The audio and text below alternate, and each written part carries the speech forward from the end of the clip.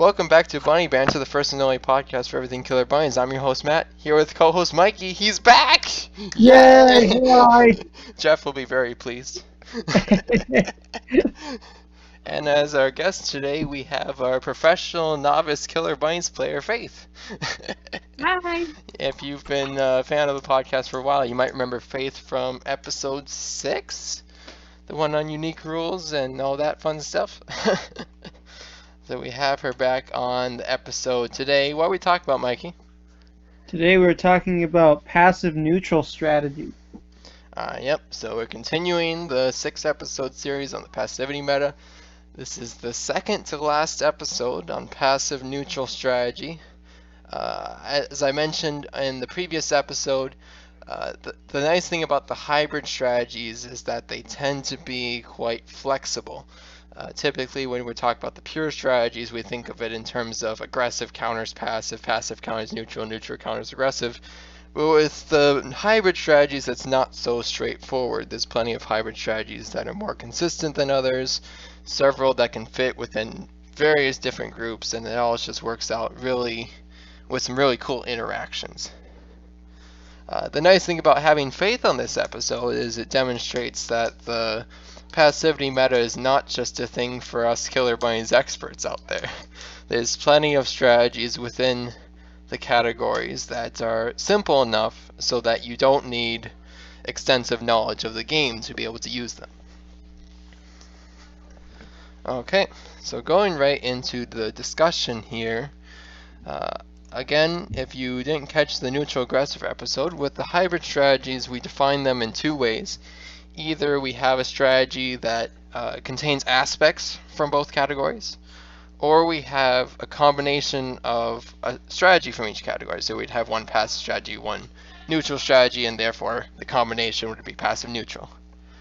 So going right into it, I want to start with one that I think is very consistently strong. I know that Frank used it a lot back when he was playing passive neutral, and that's the equalizer strategy. It's a targeted strategy in which the player will attempt to keep his opponents and himself at the same objective economic status. So the idea here is if one player has a triplet bunny and nobody else has a triplet bunny, that player will focus all their attention into removing that triplet bunny. Or the alternative, if everyone has a triplet bunny except for one player, that the equalizer player will focus on getting that player a triplet. So they might do some generous trades in that, just as long as everyone has about the equals economic status. Faith, I think, if I remember right, it's been a while since we played that remix game, but I think you were doing a little bit of this in one of the games that we played. I believe so. And yes, it's been a while since that's come up, but that does sound like something that I would do. That's something that I would be in favor of. Trying to make sure that everybody has at least some chance of winning at the end to make things even out. Yeah, and it goes right into the subcategory I have here, which is like a more specific case, you could say, which I call the everybody lives strategy, in which it's literally just make sure that everyone has at least one bunny and one carrot. Just make sure that everyone is in the final drawing for the carrot lottery, and everyone really enjoys it when everyone really enjoys the game when someone like that is in the group. So therefore, they always like that player. If someone is making sure that you have a bunny at the end, you can count on having that bunny at the end. Well, assuming that they have any power to do that, which is not always the case. That's very true. That's very true. It's also nice to the other side of that. It's nice to know that player will not likely kill your last bunny. And that's the thing I noticed most with that game that we played a while ago, is that it seemed like for the most part you were focusing on making sure everyone had one bunny, and that was kind of the economic status that you kept everyone at the whole game. So whenever I played any extra bunnies, you would target them, and then once I started noticing that one bunny was the limit that you set everyone at, then it made more sense. Exactly, yes.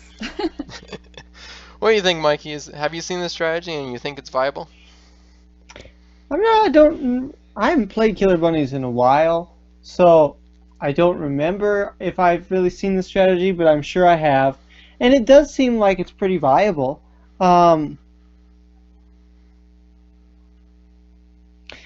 I mean, I think it's a good way to make friends most of the time. Everybody except for the one person you're targeting who has the triplet. So, yeah, no, I don't think that it's. I think that it's a viable strategy. Yeah. Yeah, that's So we'll kind be of. coming. Yeah.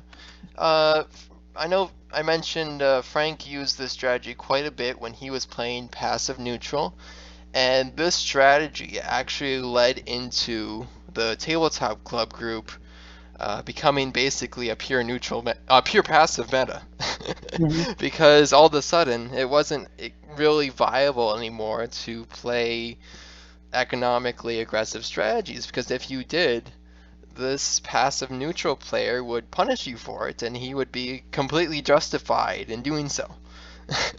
Hmm. It, in some ways, when we talked about neutral aggressive in the last episode, there was a lot of talk of what can I get away with and look justified. Hmm. Passive neutral is more so, how am I justified? What objective ways can I be justified? Yep. And this strategy falls right into that, because it's justified to attack opponents who are ahead and to give things to opponents who are behind. Hmm. I have acquired a distraction. Uh-oh. The Rachel is still here. Oh dear. You want to say hi, Rachel? No. No, she doesn't want to say hi. Okay, she's going to sit there. Anyways, where was I going with that? I have no idea. You have no idea. Okay. Anyways, the equalizer. It is a consistent strategy and fairly effective from what I've seen. If anything, the weakness is that, and this is somewhat the weakness of a lot of passive neutral strategies, is that you don't actually get much. You don't get ahead yourself with the equalizer strategy. You're pretty much equal with everyone else. So at the end of the game, you're going to have a relatively same amount of cards as everyone else, which maybe that's okay. You know, it's a lot of fun to do it that way. Those games are quite fun. But your odds of winning are, you know, if there's 5 players, a 1 in 5 approximately. There is the question of, could I have a better chance at winning if I didn't use this strategy?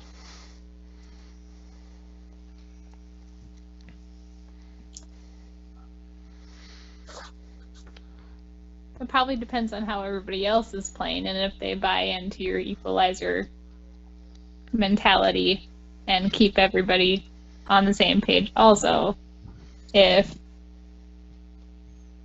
one player, if you decide to go out for all the carrots, and somebody else probably is trying to do that too, and then your chances of actually getting as many might be less, depending on your style of playing the game.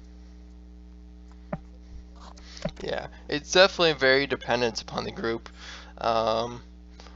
That's why I call this strategy consistent, because most groups, at least the ones I've played in, you could fairly effectively use some sort of philosophy that's similar to the equalizer philosophy. You know, this player has a triplet, no one else has a triplet. I can fairly justifiably attack that triplet, and there aren't going to be many punishments for doing so. You know, I'm not going to look aggressive. I might not even look neutral. I'm looking somewhat passive. I'm trying to defend the rest of the group, sort of. A little bit going into just war there for the neutral side of things. But by doing so, you give yourself an equal opportunity to win. So in some groups, an aggressive strategy might be more viable, but it's also higher risk. This is a very low risk strategy. It's pretty consistent. So if anyone's looking for, that's a lot of passive neutral strategies are low risk, at least the ones that have been experimented so far. So they're consistent. That's the nice thing about them.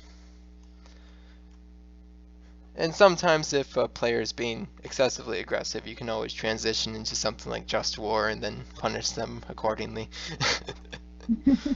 Transitions very nicely into other strategies. Okay, anything else we want to say on equalizer strategy before we move on here? Okay. Moving on to one of the hybrid strategies that is a combination of two strategies. I'd like to talk about, let's go with Hermit, the Hermit strategy of neutral, which is the strategy of avoiding social interactions such as trades, kind of trying to remain hidden in a large group, combined with the passive strategy of secrets or lies, which is a strategy that involves you revealing what's in your hand and what's in your top and bottom run cards to make sure that everyone knows you're not the threat. So the idea of combining these two strategies is the Hermit is hoping that everyone will kind of ignore him, and if you combine that with secrets or lies, then most players will have no reason to target you because they realize you're not a threat. So it works out nicely together by demonstrating to everyone that you have low to medium value cards and that you're not actually going to do anything really exciting.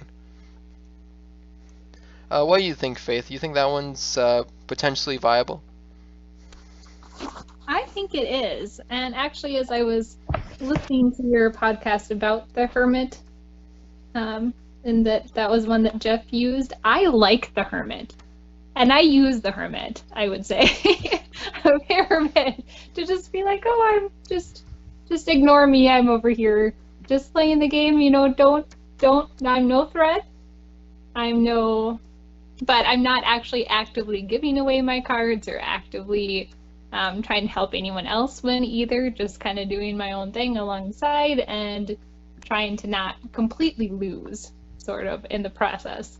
And mixing that with secrets or lies of showing your cards when it maybe is you become suspected of being a threat in some way, just be like, oh no, look, this is all I've got over here. It's nothing big, just keep ignoring me. I think this could really work. What do you think, Mikey? Yeah, I think that this is a pretty good strategy. I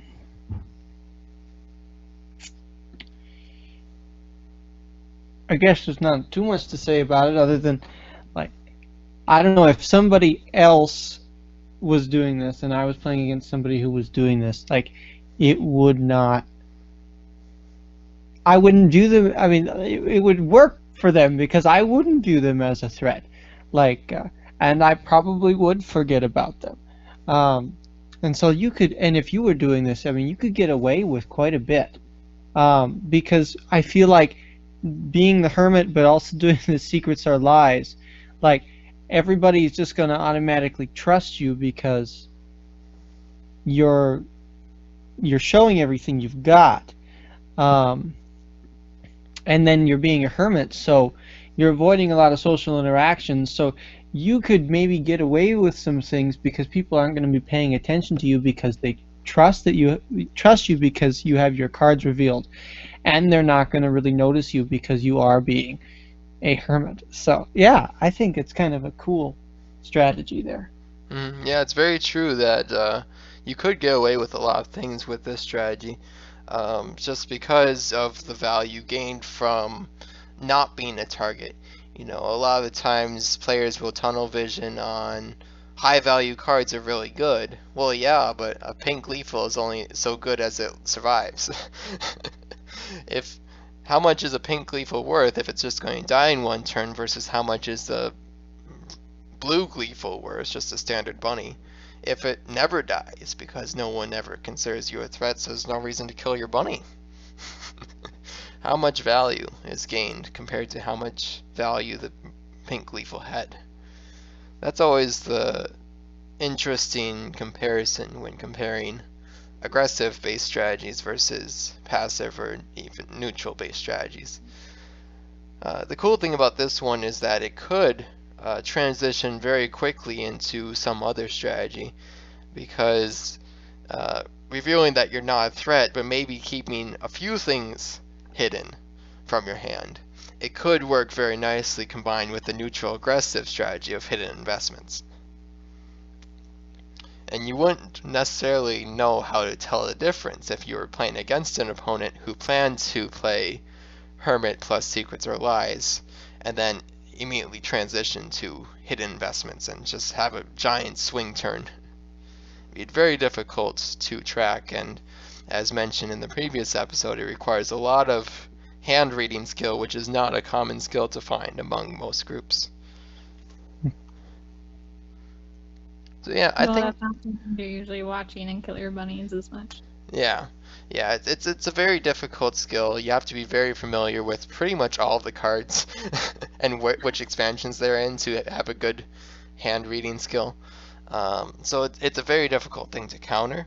I can't say that I've ever seen this combination of strategy. This is actually one I just came up with on the spot. I might start trying it if I want to start playing a more passive neutral, because I think it is a good combination of strategies, the Hermit with the Secrets or Lies, just to make sure that you're never actually targeted. Maybe even combine it with a little bit of Eternal Debt from passive strategy, and if the more aggressive opponents start to target you anyways, maybe offer them some economic status to not do so. Or do a little bit of a very minor false trade and say, oh, I won't play the next 5 weapons on you. Well, I wasn't planning on playing 5 weapons anyways, so that's not an actual trade.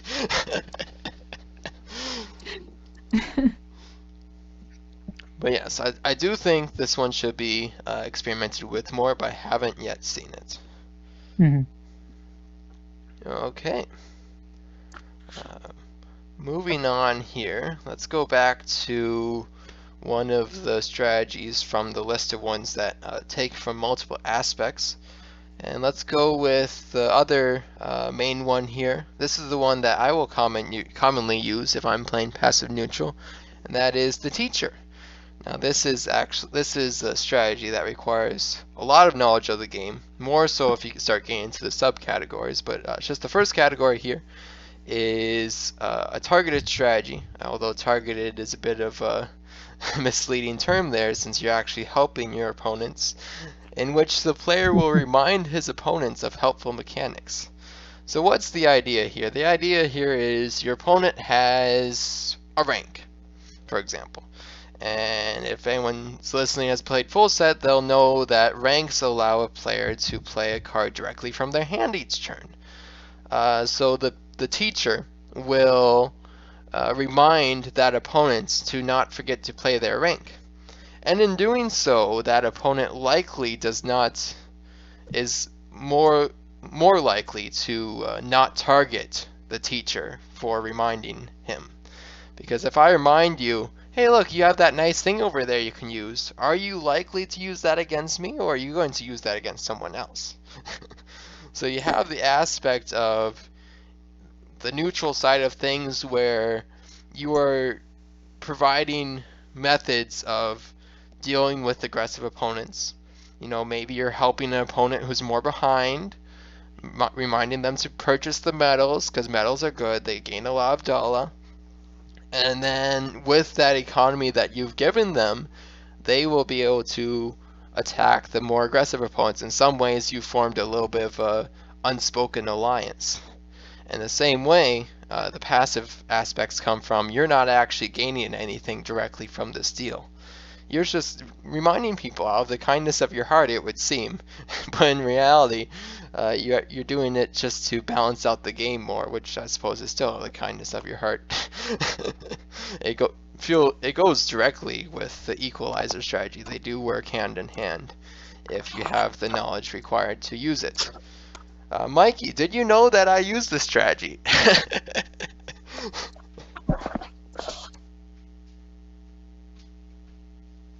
Did we lose Mikey? We lost Mikey. Uh-oh. Uh-oh. I now have a second distraction. Okay, let's try to get Mikey back. Hold on. In that case, since Mikey disappeared for a second, Faith, did you know that I used this strategy? Well, I can very clearly see that this strategy has been used on me now that I know that it exists. Did I know at the time? No, I would not have listed this as a strategy for how to play or win Killer Bunnies, but it does make sense that it's also more fun for anybody to play the game if the game is being used to its maximum capacity. So if you do have players who don't know as many rules or don't know as many of the tricks and ins and outs of all of the cards, then as an experienced player, it probably isn't as much fun to play with them either without them using some of those things. So I understand why it's a little bit beneficial to you as a teacher just for the fun of the playing of the game. But in addition, it does win you points as being less of a target. Because especially if you're playing with neutral or passive players, or maybe specifically neutral players are going to be even less likely to attack you. If you're playing with an aggressive player, maybe they're going to attack you anyway, but then again, they were going to anyway, so you still lose nothing.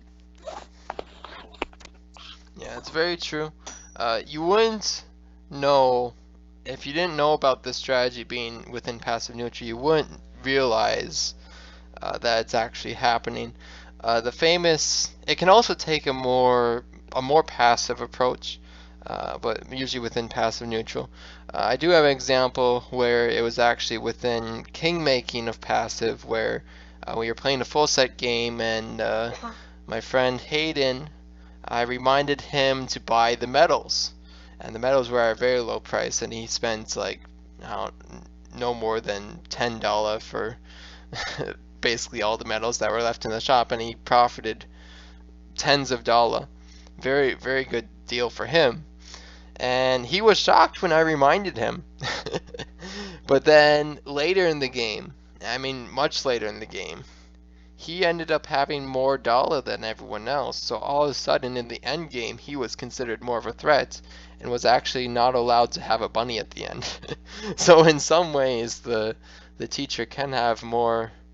It is within passive strategy to king make someone so that the other players will target them. So that the teacher can be applied in that situation, but I definitely prefer it in the situation. I think it's more consistent in the situation where you are helping the players who are behind. So if one player is really having a rough time that game, remind them to buy the medals, or remind them to, hey, this opponent looks like he has a big weapon coming up. You don't want to lose all your bunnies. Make sure to buy defense cards this turn. Or, hey, if you buy the red pawn, you get to play that bakery a second time. You should probably do that. Things like that. Very simple things that no one would think about for you suggesting it to them. They would think that you're just the experienced player helping the unexperienced players, which is very true. But in reality, it helps you as well. Being nice to your opponents, they'll be nice back. Theoretically, anyway. Theoretically. The concept has existed since the starter set rulebook, although it's been mostly experimented with and not very experimented with in several groups. Most groups balance more around the neutral aggressive hybrid once they start realizing the game strategy. But I have played in groups before my tabletop club group went pure passive. It was definitely a passive neutral meta, and whoever's playing passive neutral kind of ruled the game, and the pure passive was countering that philosophy a little bit. But it just all works out sometimes. In certain groups, it can be extremely powerful to be on everyone's good side. Because several opponents will not target you. Mikey will be joining us back in a second. His internet was unplugged, so he's working on reconnecting. Let's see. Question for you then. Do you always use the teacher as a strategy? Or do you just sometimes do it out of the kindness of your heart? Regardless of whether or not I use the teacher out of the kindness of my heart or as a strategy, the result is the same.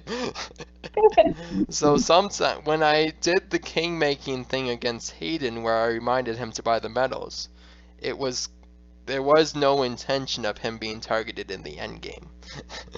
Yeah. When I remind some player about, hey, you could use your rank here, when another opponent has twice the amount of bunnies and carrots as everyone else, that's very intentional to show that opponent, hey, you have an opportunity to take out this opponent who's in the lead. In those situations, it's very intentional. But when I have the reputation of using the teacher frequently, at that point, sometimes I don't even know. I mean, sometimes I subconsciously fall straight, so it's much easier to subconsciously use the teacher strategy and not realize. Mikey has returned. Yes. Sorry, my dad unplugged the internet Yes. because TV was not working. It was Lots working of fine. fun. We were just talking about the teacher strategy. Mikey, were you aware that I use the teacher strategy within passive neutral? That is, when the player reminds his opponents of helpful mechanics. Were you aware that that is a strategy in itself? I guess I wasn't like consciously aware of it. However, it does kind of make sense. Like, I know we have talked about it a little bit before, and it kind of reminds. Well, not necessarily. Let me think here. Let me organize my thoughts for a moment. It's I know we've talked about it a little bit, reminding people to of things or helpful mechanics, like it says here, so that they do things which will then make them targets later on, or maybe because they do it. And you look like you're helpful, and then this person goes and does whatever it is that gets them ahead, and then they become a target by other people. So I know we've talked about it before, but I guess it didn't really have a name until then. But I did know that this was a strategy. Yeah, we were just talking about while you were disconnected about how it can be used in the king making scenario, like what I did with Hayden when I reminded him to purchase the medals, and he ended up getting targeted at the end because of it. So it does fall under this type of strategy can be put in multiple categories. In the passive neutral context, it's more so helping opponents who are behind so that the players who are ahead will have more opportunities throughout all the players to take them out. Some sort of unspoken alliance, more or less. As we get into the subcategories here, it gets more specific with how that looks, and sometimes it can even get a little bit dangerous. For example, the advisor is a direct response to the traveling salesman strategy of neutral aggressive. Reminder from last episode, the traveling salesman was an economic strategy where the neutral aggressive player would offer seemingly fair trades based on objective or relative value, but the other, whether it's objective or relative, is more applicable. For example, offering someone, extreme example, there's more extreme examples, but this is an extreme example. I'll give you 5 cabbage so that you're able to feed your bunny for $8. But the bunny is worth 10 to buy back, so that's a good deal for you. You know, the traveling salesman will try to use inaccurate measurements to make the trades in his favor. In reality, the 5 cabbage is arguably worth $5, and it might even be worth less depending on what's in the supply or what the prices of the market are or what other opportunities there are. Maybe the opponent had a prune Danish that the person is not reminding them of. The advisor is a strict counter to that strategy while having all the benefits of the teacher, where the advisor is the player that reveals whether trades are fair where objective or relative value is applicable. So if the traveling salesman attempted to do his trick, the advisor would say, no, actually that cabbage is worth exactly $0.75 right now per unit. So you're actually paying them about twice as much as you should be. It's a very high skill, high knowledge strategy to be able to use this effectively, because you also have to have the reputation of someone with that knowledge. So therefore, you have to have the knowledge, and it's high skill, even more so than the teacher. But if you have it, you completely counter the traveling salesman and some other neutral aggressive strategies. Have you noticed me doing that one, Mikey and Faith?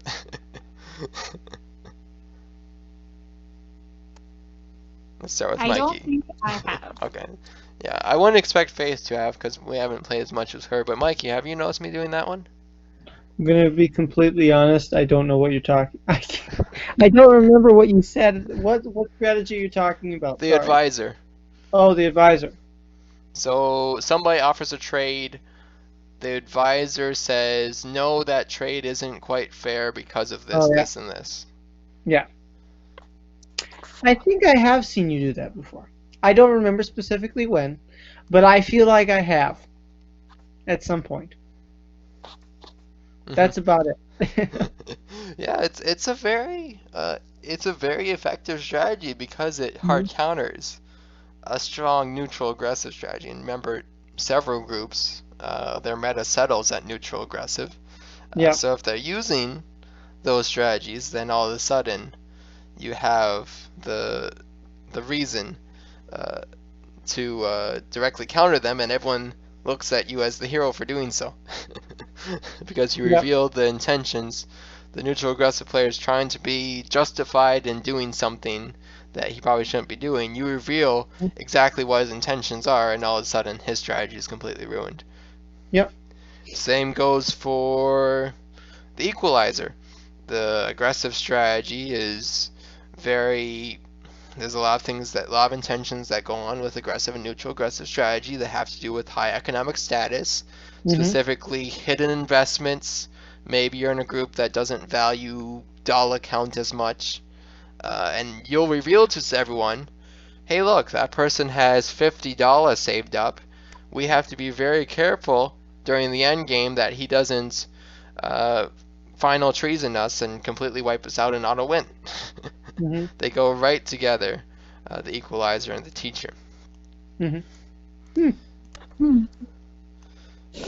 But you wouldn't know it if you weren't aware of the strategies. You wouldn't think you could be doing this strategy and gaining benefits from it without even realizing it. If you're the main person who owns the game and you're just doing this to be nice, you might not even realize the benefits you're getting from it. One more subcategory here, which is maybe even a higher skill one. It requires deep knowledge of card combos and all that fun stuff, which is not typically knowledge that's required or helpful even in the full set, since it's very hard to get a 2-card combo in a deck that's 1,315 cards. But here we have the professional, which is a teacher in which the player reveals excessively strong combos to his opponents. So there's two ways you could apply this. Either there's an aggressive opponent that's trying to use the specialist strategy. So this is a hard counter to that. The specialist strategy being the one where you're using these excessively strong combos while your opponent's unaware. All of a sudden you make all of the opponents aware. Okay, this person has Ice 9 super supplies, we have to take them out right now. Steal that special, they cannot have it, make it stop. Don't let them do that, that's 200 Kabbalah value right there. Don't let them play it. Use your very special to stop it. Anything you can do. All things like that. Ice 9 is the notorious example, of course, because that just goes with everything. But there's several other card combos that could exist. If you get an opportunity to look at your opponent's hand and find out they have infinite attempts loop, which is a 2-card combo, you Mhm. better reveal that. So that's one way the professional can apply his strategy, is to as a strict counter to the specialist strategy. So if you have an opponent that focuses a lot and knows combos very well, this is a strict counter to that. And they're going to have a lot of trouble because all of a sudden they don't have their overpowered combos and they don't know what to do. Have you ever seen me do that one, Mikey? Yes. Yes. Can you give an example? Because I was trying to think of. I can't give any examples, but I know that I've seen you do it. Just because you are the professional. You're like the Killer Bunnies god. Of course you've done this. What do you think, Faith? Is this one pretty viable? For you, yes. Yeah, I don't know if I've directly seen it used or not by you, but I'm sure that I have. Yeah. The other way this can be applied, which I've done a few times in Remix, not so much in Full Set, but again, it's just like we had before with Equalizer. You're attacking opponents that are excessively ahead and giving to opponents who are behind. The professional could reveal a combo that a opponent who's behind has. So they have Ice 9. You find out they have Ice 9, and you say, hey, you should save that for the super supplies. And then you've given them a very large economic status. Maybe they share it with you. Maybe. They don't have to. If they don't share with you, you will probably not be targeted for the rest of the game from them if they're somewhat neutral, because they'll be fair. You just gave them $200. What are they going to do in return? Maybe nothing. At least they think nothing. But they're probably not targeting you. And they're definitely targeting the aggressive opponent that was ahead before them, because now they have their opportunity. So yes, all these strategies within the teacher category are reasons to become more familiar with the deep mechanics of the game.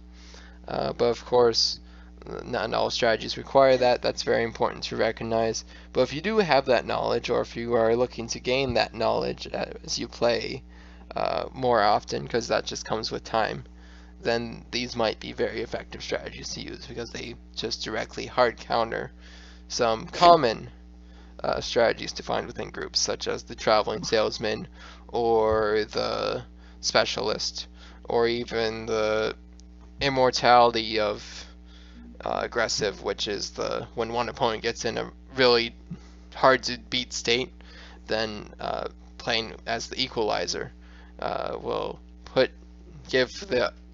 work together with your other opponents to be able to deal with that threat eventually.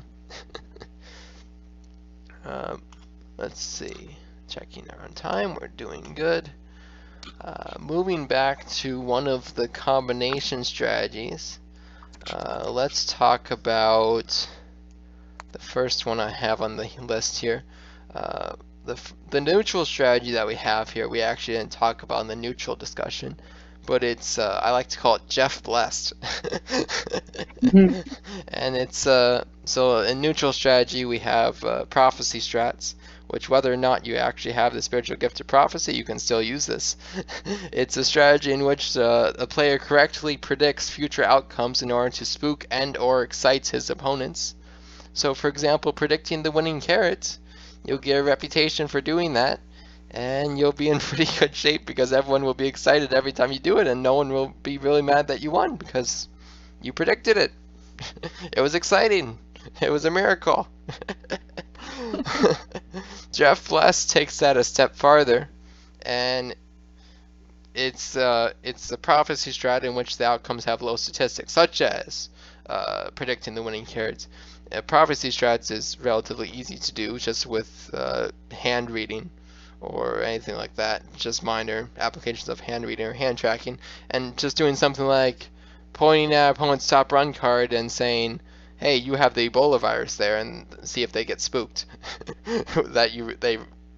Once they realize that you knew exactly what they had, Jeff Blast is when you have low statistics, such as predicting that you're going to get the optional red, which combines very nicely with the gambler strategy of passive, where you take risks against expected value.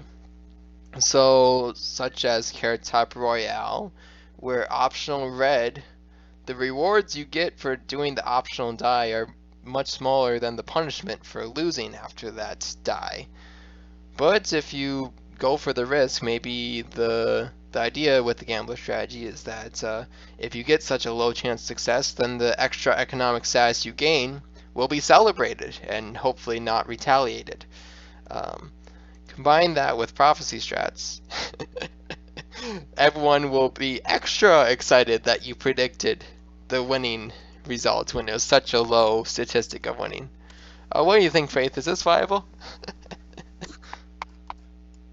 I don't really see it succeeding all that often. You wouldn't to think. actually be in your favor, but I guess that depends on whether you're Chris or not. I mean, I understand your concept of that if you do end up winning in those scenarios, then more than likely your opponents are not going to hate you for it because of the way that the way that you played it out by predicting it. So I think it's got some value when it works, but it seems like it's gotta not work most of the time and end up just ending with you losing some advantage by not making good on the risk. Yeah, that's kind of a good point, and that's why gamblers in the passive strategy, because it will often, a lot of passive strategies focused on ruining your economic status to make yourself less of a threat. So the gambler takes unnecessary risks, because if he loses, then he has low economic status and he's good in a good passive situation. If he wins, it was a low risk, it might be celebrated. So adding the Jeff Blast / prophecy strats to that, the hope is that you get the extra celebration of it. And the extra celebration thereby makes it a passive neutral. Because all of a sudden you got extra benefits from succeeding that you weren't supposed to have, quote unquote supposed to have. What do you think, Mikey? I kind of agree with Faith. Like, I don't know. I don't think this is. I think the only reason you would ever do this was for the memes, really. Because it's just kind of dumb. You're not generally going to win, so you're just going to, depending on what you were gambling, you know. I don't know. I wouldn't do this. I think there are much better passive neutral strat than this one. Ones that are less risky and actually maybe help you gain more. That's a very good point, and that other passive neutral strategies are certainly more consistent. This one, you brought up that if it's being done, it's probably for the memes. If I know anything from the transition from the tabletop club group, from going from a neutral to, actually it started pretty much neutral aggressive, to neutral to passive neutral to pure passive, a lot of strategies were given more lenience because they were for the memes.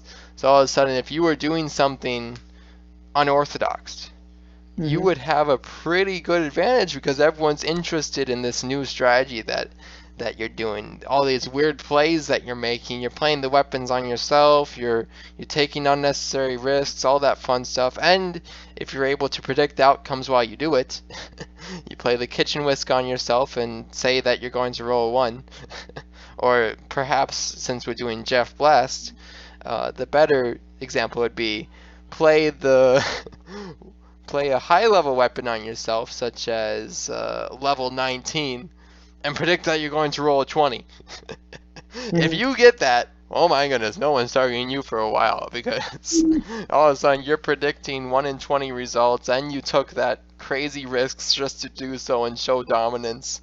You were a really cool guy. No one wants to target you. You're having so much fun. The memes are a lot of fun, and people don't like ruining fun usually unless they're really aggressive, and then they get extensively targeted for doing so in that kind of group. So perhaps this strategy in some groups can be viable because of its meme status, not non-viable because it's a meme status, but that one is definitely more group dependent, and unlike the other passive neutral strategies we've talked about so far, it's not directly countering anything. It's more so it's just kind of doing its own thing. Maybe you even combine it with the Hermit and make it more on the neutral end, and every once in a while, I don't know, maybe you do something kind of like that. You kind of just playing your own game. You're doing weird things. Okay. Anything else we want to say on that one before we move on? We can get to a couple more here. It would seem like if you were somebody like me who is quite unlucky when it comes to things like that, that it would basically just end up being a passive strategy too. It definitely only works as a passive neutral if you actually get it at least some of the time, right? Yeah, it definitely could just end up being passive, which is okay. Passive strategy is viable in certain groups. So if you get Jeff blessed, you are passive neutral. If you don't get Jeff blessed, you're just passive. And if you make those predictions and you're correct about the predictions, feels pretty good. You're getting a lot of value from making correct predictions. People are quite impressed with prophecy. Even if it was just luck. Okay, moving on. There's one more strategy that I have here that uses aspects from multiple, and Frank will occasionally use this one, and he still does. I call it the Island Vote because it's named after the card. That's very similar to the philosophy. It's a targeted strategy in which the player chooses his targets based on majority vote. So the idea here is you have a weapon, and you do want it played somewhere, but you don't necessarily want to take the blame for it. So what you do is you say, does anybody want this weapon played anywhere? And if somebody does, great, just play it down there. If nobody says anything, maybe just discard it, maybe play it on yourself for the memes. There's several paths you can take at that point. Maybe you take the path of the equalizer and you say, this is probably the best target anyways. If there is an obvious target, somebody probably suggested it. But there are interesting interactions that take place when somebody is doing this. Because all of a sudden, if I say, who wants this weapon played somewhere, and Mikey says, played on Faith, she's winning, is Faith more likely to target me, or is she more likely to target Mikey? What do you think, Faith? Ooh, that's a tough one.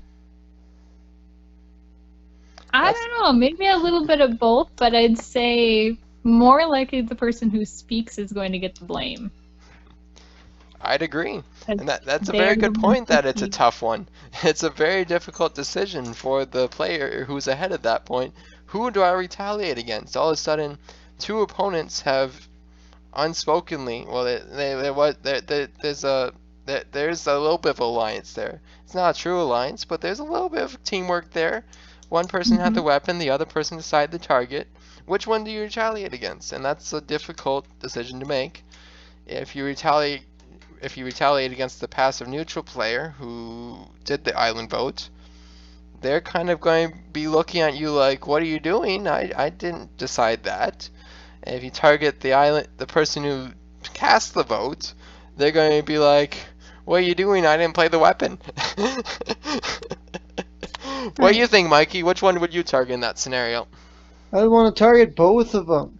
I do not like people that do the whole island vote thing. I think it's dumb. It's like just choose somebody to play it on. Because what happens is it's like everybody you get voted to cast it onto you, and then you think, wow, that person really didn't want to target me, but they just decided to do it because somebody else told them to. They didn't have to do it. They could have decided not to do it after they were told to do it, but nope, they just did it because that's what they were told to do. So honestly, I dislike the person who who has the weapon and asks for recommendations. I dislike that person more than I dislike the people that wanted to be targeted. That's a very good point. In certain groups, this might not work to your favor, so you definitely have to know the group that you're in order to use a strategy like this. It's not as consistent as the equalizer or the teacher, but perhaps it's more rewarding in some groups because whenever Frank was playing in the passive neutral meta, he would definitely get rewarded for this, and the person who, in that group, the player who voted or suggested was the one likely to receive the retaliation, which is a very interesting interaction. So perhaps this is one to test out in your own group and to find out how much can I get away with. It's kind of similar, although this is more in the neutral aggressive territory. It's similar to how if a player with a Feed the Bunny card, this is kind of looking at the other side of it, a player has a Feed the Bunny card and they're thinking about playing it on you. What if you say to them, I have this Prune Danish, I can satisfy that pretty easily? Are they likely to target a different opponent because of that? Some opponents are. It's definitely related to that, where you can convince players to target certain ways based on somewhat unsatisfactory reasons. You have a Prune Danish. Am I never going to target you with a Feed the Bunny card again? No. Why am I listening to this one? Because I want to do more now. It's interesting. That philosophy is often a response to the island votes. Is two players are somewhat equal, and the island vote person decides, who should I play this on? The one player says, I have a Prune Danish, so you should attack the other player. And sometimes they'll listen. There's very interesting interesting interactions happen when this sort of mechanic is taking place. I will say that I think this strategy should not be used excessively because there is a slight delay of game by having the players cast their votes or having players suggest things and try to convince you otherwise. It does slow down the game a bit, and that does players tend not to like players who slow down the game. Same sort of idea of how if you're using the Russian roulette neutral strategy, which is the one where you randomly choose targets, then it's often, if you use it too much, it's usually viewed as counterproductive, and you usually get targeted as a punishment for that. Same sort of thing here, I would predict. For that reason, when I see Frank use this, it is in moderation. But when it is used, and if you use it in moderation, players often don't recognize it. They'll just think, this player's indecisive. He's just looking for suggestions because he honestly doesn't know what to do. A lot of what the strategies that Joe and I were talking about last episode were making players think that you don't know what you're doing. In this case, it's actually justified. You might not actually know what you're doing. You don't actually know where to play the weapon. Maybe someone can persuade you, and maybe they even bribe you, but usually this is not within the context of bribes. Okay. Anything else we want to say on that one before we move on? Can I ask, when Frank uses this, does it ever get a majority vote for him to use it on himself? Yeah. Yeah. Either that, or if there's a lot of indecisiveness, even when he starts taking suggestions, he might just play it on himself. Sometimes in the pure passive meta, what it became was everyone would suggest that they play it, that Frank plays the weapon on them in the passive meta. Okay. The passive meta, pure passive meta, becomes really weird, where all of a sudden everyone wants the weapon played on them so that they're at the lowest economic status. It becomes very interesting. So that also synergizes, quote unquote, synergizes with them. Not only does it help the neutral aggressive players, it helps the passive players. It helps everyone, except for the aggressive players. Anyone with a high economic status, you're probably getting voted out. Yeah. Therefore, synergizes with the equalizer. A lot of things synergize with the equalizer. It's pretty easy to combine that strategy with just about any. Okay, which ones we have? There's two that we haven't talked about here. Maybe we'll have time for both. They're both strategies, combination strategies, so they include a passive and a neutral. The one here is the open hand strategy, which is the concept of I'm not going to use my hand, or I'm just going to use the cards that I draw, so anyone can trade whatever they want from my hand. Combined with king making, and when I say king making, this isn't necessarily a scenario where you're only helping one opponent.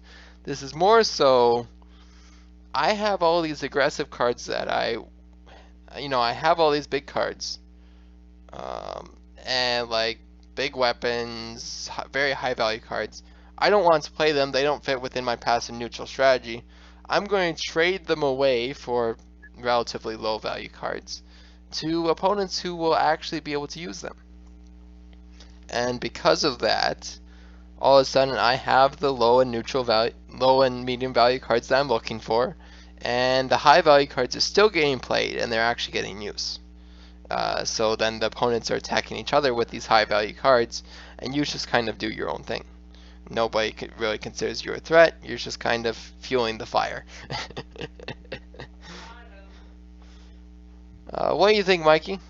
I think this is similar to what you were doing with, you were actually doing it with Chaos Hand, with the variants where they choose random cards. Yeah. I don't think this is viable. It reminds me a lot of the not a lot. I mean, it doesn't necessarily have the hermit aspect, but it reminds me kind of the secrets or lies kind of thing, a little bit. But slightly. Not it's not all that similar actually now that I think about it. But yeah, I think that this is a viable option. Actually an extremely viable option because you're not necessarily doing anything yourself. It's more you're just giving away or you're giving these away not of you're not physically giving these away, somebody else is taking them from you. But in the process of it, you are king making. And so all of these things, nobody's going to target you because you're giving everybody all these things. And I don't know if many people are going to realize the correlation between you having this open hand and your king making. You're having this open hand and the fact that or such and such person is playing these high level weapons or whatever they're doing. I don't think a lot of people are going to recognize the king making unless they listen to this podcast. That's a good point. Yeah. I thereby made the strategy non-viable. Sorry. I think by bringing up a lot of these strategies, we've made them non-viable. Some of them are less viable based on the knowledge of them existing. However, the counter-argument there is some strategies can look a lot like other strategies. For example, the advisor and the traveling salesman could look very similar, and then you have to decide who to trust. So a lot of the strategies can still exist, even with knowledge of them. Once we get into the aggressive passive discussion, you'll notice, hey, these strategies, as soon as you start realizing the intentions behind them, these are not going to be allowed to prosper anymore. But once before that point, they can become extremely toxic in their strength. So a lot of them have that fragileness to them where you can't use them too often. Otherwise, players will realize this is something that this player does. Let's not let them do that. Yep. You have to be prepared to use different strategies if your strategy is easily countered.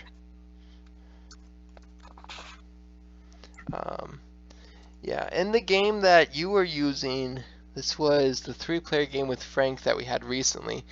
Originally, you were using Chaos Hand with a little bit of king making.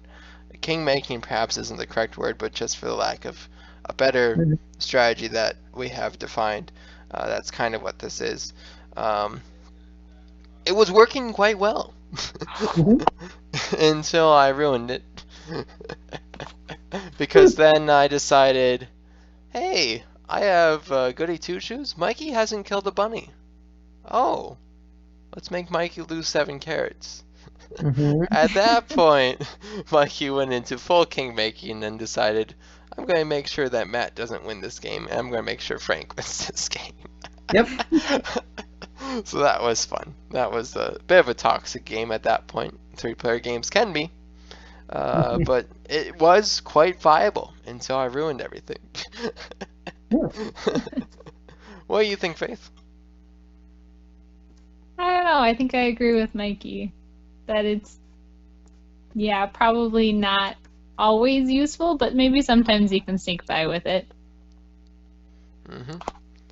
Yeah, and it can, although it's counterintuitive, you can transition directly from this type of strategy to once everyone, the philosophy, this idea with the strategy is if you give the high value cards to everyone else, they'll fight with each other, and at some point someone will drop a nuke and everyone will be dead.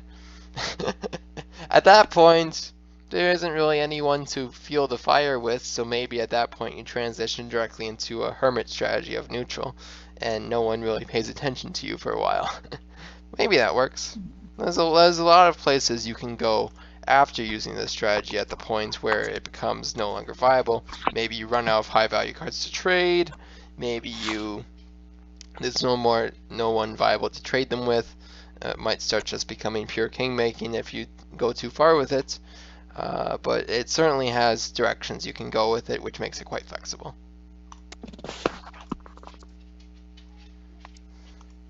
Anything else you want to say on this one?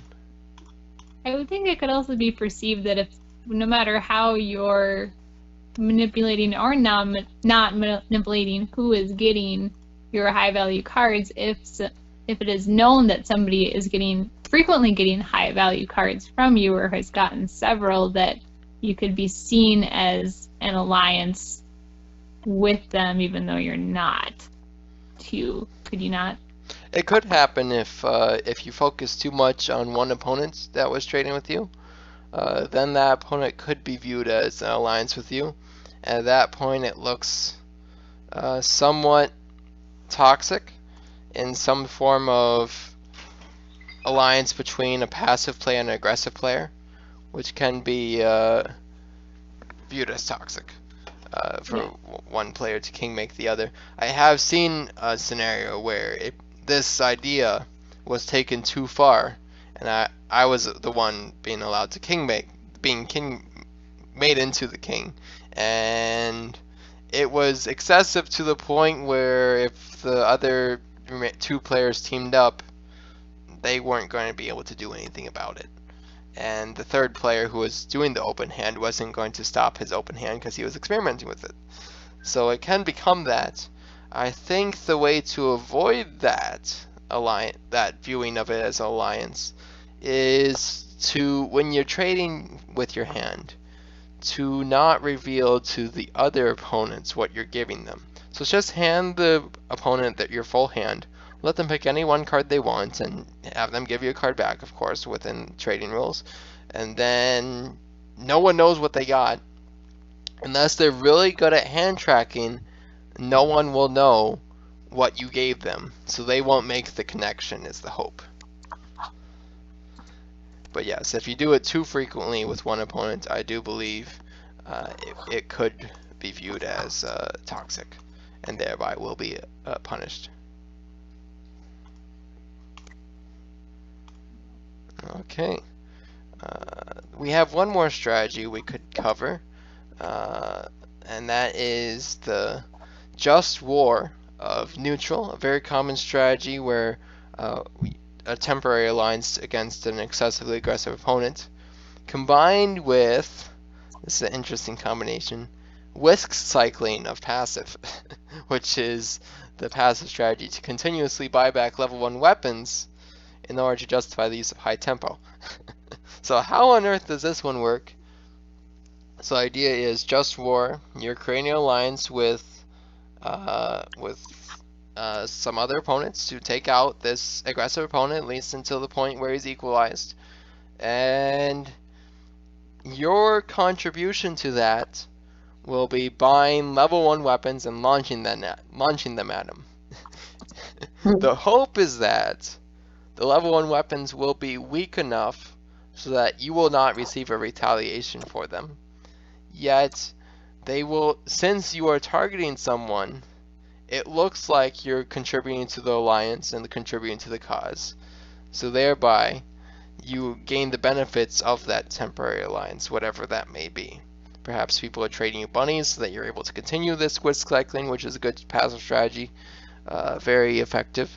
Or perhaps you're convincing more players to join the cause of taking out this aggressive opponent, because all of a sudden the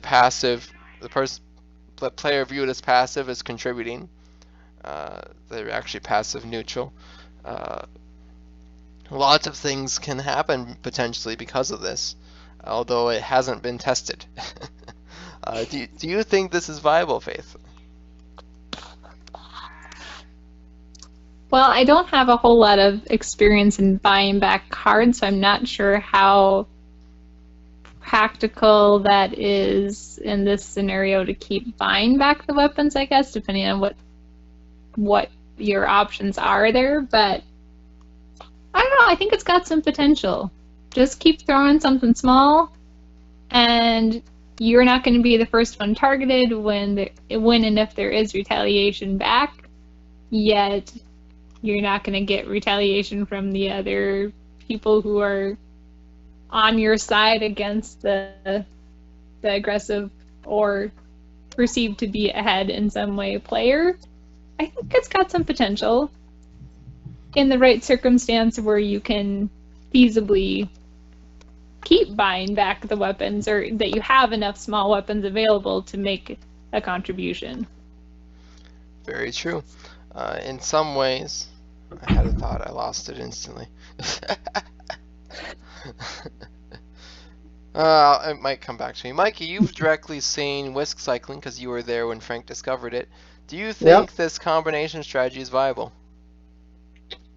I think so. Yeah, I think it would work.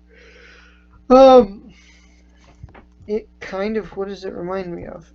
I'm trying to remember. Well, I guess it reminds me a little bit of all these neutral passive strategies, where a lot of these, like, if you end up causing damage to somebody, it doesn't necessarily directly seem like it's your fault or you're to blame for it. So yeah, I think it's a viable option. And I might be, at least in my thinking, probably like the ideal, I don't know, ideal's not the right word, but like when I think of a passive neutral strategy, I think this is what I think of, something like this. Mm-hmm. Yeah, my thought came back to me. The thought I had when Faith was giving her thoughts on this. In some ways, this can be treated as meme status. And as we know from passive neutral to pure passive groups where that meta thrives, meme status is very strong. In this case, you are actively attacking an opponent who's ahead, excessively ahead, an aggressive opponent, yet you're not doing enough that they'll ever retaliate against you, because they need to retaliate against people who are actually threats. Yet, you're doing just enough where you might actually accomplish something. Maybe you kill, throughout the whole process of the Just War, maybe you kill one bunny. Maybe, if you're lucky. You did something. Congratulations. You have accomplished killing a bunny from an excessively aggressive player without any need for retaliation, because they have several other people to retaliate against. I think that could be quite viable, and I will be excited to try it at next opportunity. But we'll see whenever that next opportunity is, because now there are some groups where Just War happens all the time. Other groups, not so much. Who knows? Test it out in the group that you're in. Whisk cycling, a very consistently good passive strategy. And the nice thing is it's not reputation based, so if I want to try this strategy, I can do it at any point. That's pretty cool. Even with this combination, Just War is not reputation based. Works pretty nicely together. There's no setup time. You can just start doing it. That's really fun when you find strategies that you can just start doing, because several strategies require a lot of reputation building to do them. They are quite strong once you get to that point, but once you're at that point, it might be difficult to stop playing the strategy, or you have to keep playing the strategy if you want it to still be viable, because you have to keep your reputation. These kind of strategies do not require that, so that's pretty cool. Anything else we want to say about this combination before we close here? Okay, so thank you everyone for listening to my Banter today. Hopefully we helped give you more knowledge on the passive neutral hybrid. 2 weeks from now we'll have the final hybrid strategy. I've officially acquired a third distraction. The puppy is here now. Okay, where was I saying? 2 weeks from now we will talk about the final hybrid category, and the final category of aggressive passive, perhaps the most counterintuitive hybrid, since you're using completely contradictory strategies. So that should be exciting.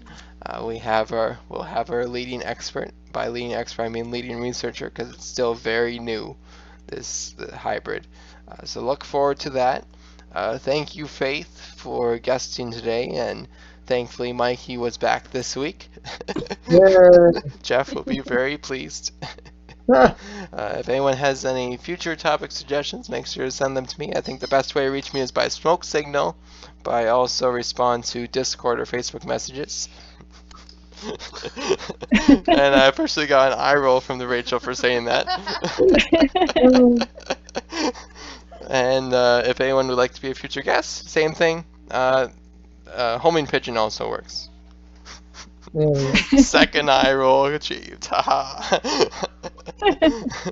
Anything you'd like to say, Mikey? Jeff bless. Jeff bless.